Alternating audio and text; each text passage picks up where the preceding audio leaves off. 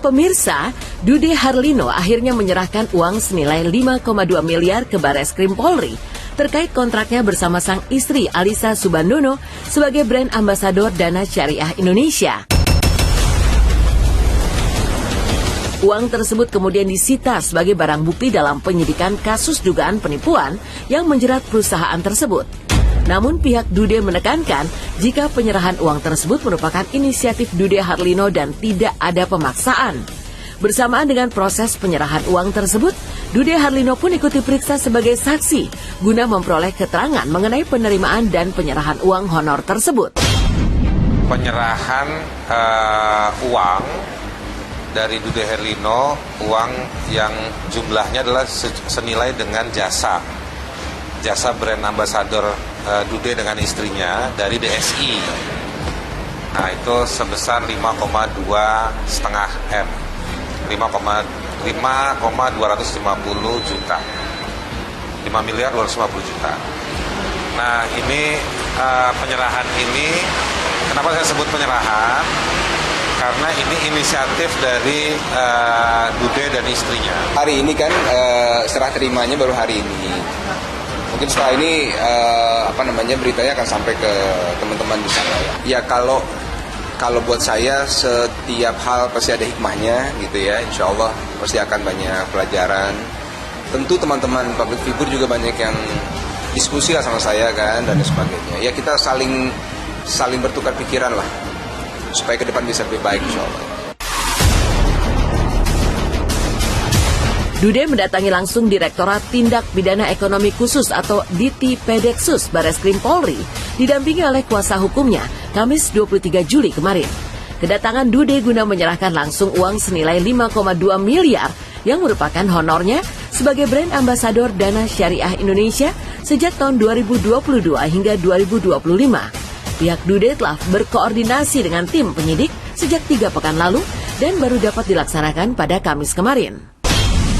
Jadi ini benar-benar murni inisiatif.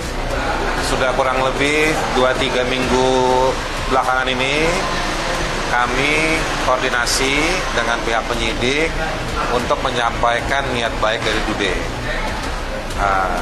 Dan hari ini sebetulnya proses serah terima tersebut. Nah, serah terima tersebut diakomodirnya sebagai penyitaan oleh polisi karena memang mekanismenya yang tersedia cuma itu.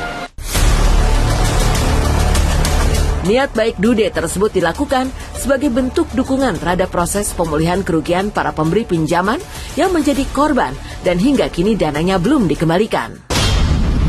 Ya sebenarnya saya sudah lama berdiskusi sama Bang Haris, tapi memang pelaksanaan, memang secara teknis kita butuh waktu untuk mempersiapkan dan sebagainya. Ya kalau saya secara pribadi ini bagian dari empati lah kepada para korban itu. Ya dan saya berharap proses ini berjalan dengan baik sesuai dengan aturan yang berlaku. Buat saya secara pribadi ini bagian konsekuensi pekerjaan lah, ya yang saya harus jalani dan saya harus patuhi apapun aturan yang sudah ditetapkan gitu. Lebih jauh, pihak Dude juga menekankan tidak ada keterlibatan Dude secara langsung dalam dugaan tindak pidana yang dilakukan oleh perusahaan DSI. Dalam hal ini, Dude dan Alisa adalah pasangan artis yang dibayar secara profesional sebagai brand ambasador. Sebetulnya Dude sudah hati-hati, ya, artinya acuannya kan apakah DSI itu resmi atau enggak. Ya. Dan Dude sudah melakukan proses due diligence secara personal, Dude dan timnya ya. Dude juga punya manajemen kan. Sudah melihat itu, sudah memeriksa itu. Cuman belakangan memang baru keungkap bahwa ada bau amis di DSI ini.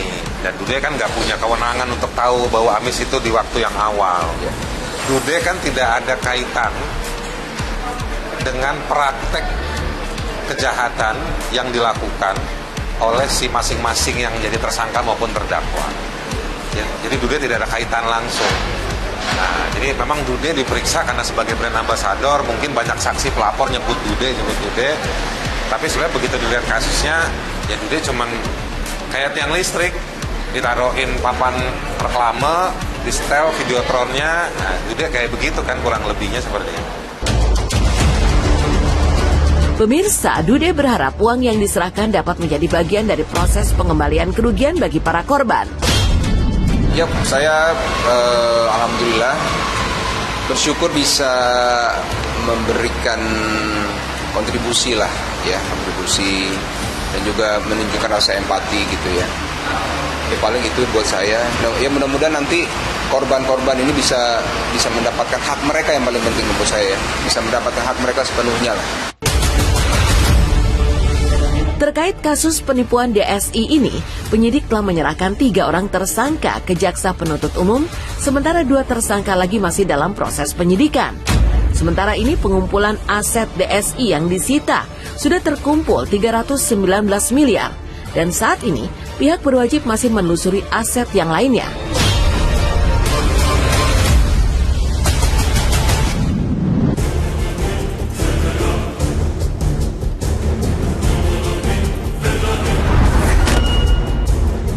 Halo pemirsa, dari penyerahan honor brand ambassador Dude Harlino ke Mabes Polri, berita memprihatinkan datang dari Fang-Fang, istri Vicky Prasetyo yang saat ini tinggal di Surabaya. Anak laki-laki mereka yang baru berusia 10 hari itu harus menjalani perawatan dan dimasukkan ke dalam inkubator. Sementara itu, Vicky Prasetyo yang berada di Jakarta terlihat tetap beraktivitas seperti biasa. Bahkan, ada momen yang terlihat Vicky tetap berkumpul bersama teman-temannya. Benarkah Vicky Prasetyo tak peduli terhadap kondisi anaknya yang baru lahir itu? Menurut info dari klien saya, ini Ryu itu harus diopname. Kemarin tepatnya beritanya saya menerima dari klien saya bahwa Ryu harus diopname masuk rumah sakit karena, maaf ya, di sini kadar bilirubinnya itu sudah sampai angka 17, which is normalnya itu harusnya di bawah 10. Jadi sudah agak menguningnya, jadi harus diopname dari kemarin. Dan sampai hari ini saya tanya sama Fang-Fang, bagaimana, sudah ada kabar dari bapaknya belum? Malah tidak ada. Tidak ada kabar atau info dari ayahnya yang menanyakan kabar anaknya, malah saya dengar malah posting-posting story mencari gladiator baru, nggak ngerti saya. Belum diketahui pasti apa penyebab bayi laki-laki yang diberi nama Ryu itu harus menjalani perawatan di rumah sakit. Saat ini, Fang-Fang harus merawat anaknya yang sedang sakit tanpa didampingi oleh Vicky Prasetyo sebagai ayah. Seperti diketahui, sejak Fang-Fang melahirkan, hingga saat ini, Vicky belum pernah menjenguk sang anak. Bahkan uang 30 juta yang dijanjikan untuk biaya melahirkan pun belum diberikan hingga saat ini. Kondisi Fang-Fang usai melahirkan pun belum sepenuhnya pulih. Apa yang membuat Vicky Prasetyo tak kunjung menjenguk Fang-Fang dan sang bayi? Ya, kita turut prihatin pada saat ini Fang-Fang itu mendapatkan support itu dari teman-teman terdekatnya, dari keluarganya, dari saya, dari keluarga saya juga. Ya, intinya dalam fase-fase seperti ini kami juga sedang memikirkan bagaimana caranya supaya Fang-Fang itu bisa bangkit lagi, bisa jadi wanita independen lagi, salonnya bisa reopen lagi, dan untuk tempat tinggal yang layak juga kami masih menghitung untuk mekanisme gugatan rumah ya, rumah dan tempat tinggal yang layak seperti yang saya katakan sebelumnya.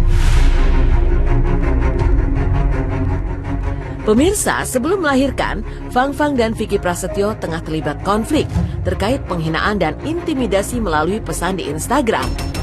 Fang-Fang bahkan telah berencana menyeret suaminya itu ke jalur hukum. Lantas bagaimana kelanjutan dari rencana tersebut? Benarkah Fang-Fang batal untuk melaporkan Vicky Prasetyo? On progress.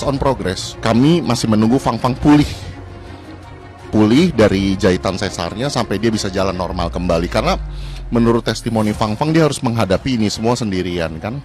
Menyusui, badannya sakit, area badan atas sakit, area jahitan sakit. Laporan penipuan dan penggelapannya ini juga berjalan seiring, jadi dua-duanya ini berjalan. Pihak Fang-Fang mengaku heran terhadap perilaku mantan suami penyanyi Angel Elga itu. Begitu banyak persoalan hukum yang menjeratnya. Pasca kasusnya dengan Fang-Fang, banyak korban-korban baru yang bermunculan dan akhirnya bicara. Kasus Fang-Fang ini seperti tip of the iceberg, seperti puncak gunung es, di mana ternyata setelah Fang-Fang speak up, ini bermunculan korban-korban baru nih. Korban-korban baru yang merasa dirugikan oleh pihak VP secara material. Nah, barusan saya mendapatkan informasi dari beberapa narasumber, ini ada yang mau speak up lagi katanya. Ini ada yang mau speak up lagi. Katanya sih ada hubungannya dengan, maaf ya, harusnya saya nggak buka nih, tapi is it okay? Ada hubungannya dengan mobil katanya. Aduh.